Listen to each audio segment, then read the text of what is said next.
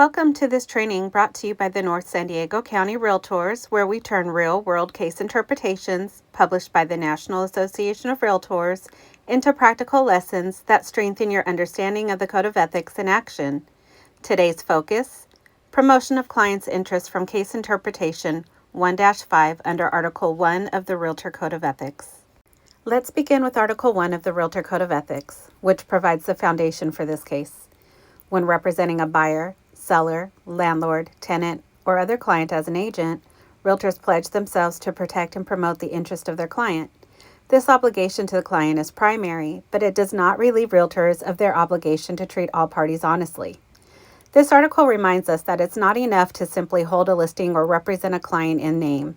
Realtors are expected to actively promote the client's interests throughout the course of the relationship, communicating, advising, and making every reasonable effort to fulfill the duty.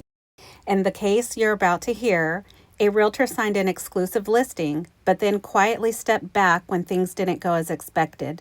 Let's take a closer look at what happened. Client A gave an exclusive listing on a house to Realtor B, stating that he thought $399,000 would be a fair price for the property. Realtor B agreed, and the house was listed at that price in a 90-day listing contract. Realtor B advertised the house without response, showing it to a few prospective buyers who lost interest when they learned the price.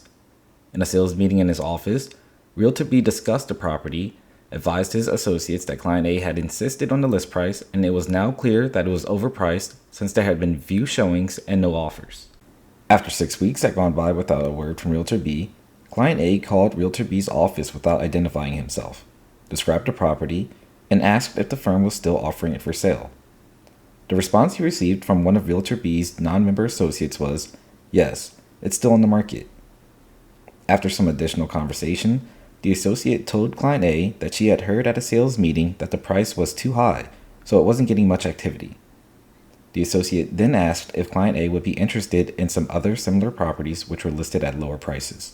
Client A wrote to the Association of Realtors complaining of Realtor B's action, charging failure to promote and protect the client's interest by Realtor B's failure to advise the client of his judgment that the price agreed upon in the listing contract was excessive, and by Realtor B's failure to actively seek a buyer.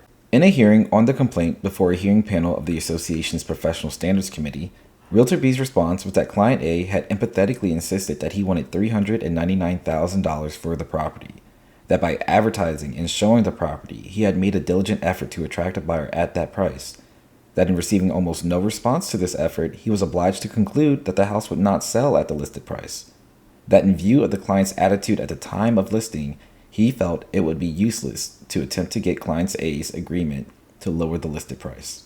The hearing panel concluded that Realtor B was in violation of Article 1, that he had been unfaithful in his obligations in not advising his client of his conclusion that the property was overpriced, based on the response to his initial sales efforts, and in withholding his best efforts to bring about a sale of the property in the interests of his client. In this case, Client A listed a home with Realtor B at a price they believed was fair, $399,000. Realtor B agreed to the price and signed a 90-day exclusive listing agreement. He advertised the home, showed it a few times, but got no traction. Then, in a sales meeting, Realtor B told his colleagues that the home was overpriced and that Client A has been firm on the price. But here's the problem. Realtor B never told the client about his growing concern that the price was too high. After 6 weeks of silence, Client A decided to test things out and called the office anonymously.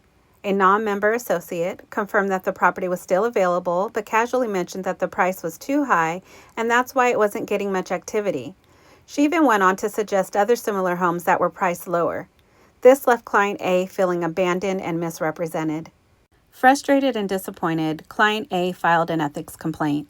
He accused Realtor B of failing to promote and protect his interest.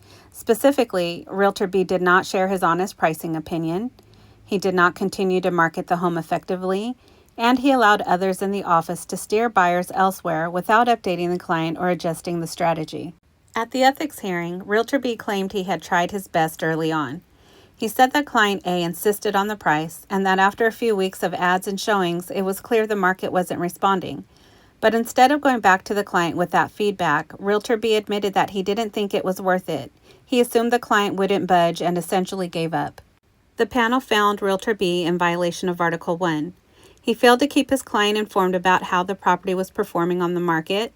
He failed to provide updated advice about the pricing strategy, and he failed to make a continued effort to promote the property, which is a basic expectation of an exclusive listing agreement. Here are the takeaways from this case. Don't silently give up on a listing. If the market isn't responding, your client deserves to know.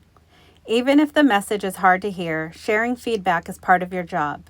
Remember, promotion doesn't mean posting it once and waiting. It means actively seeking a buyer. And don't assume your client won't listen. It's your duty to advise, regardless of how you think they'll respond. Put yourself in this situation. If a listing is sitting with no action, when do you rearrange the client?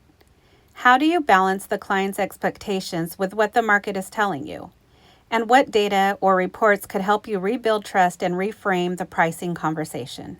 Thanks for joining us for this case interpretation review. Remember, when you take a listing, you're committing to more than just exposure. Protect your client's trust, act with honesty and loyalty, and stay grounded in the code.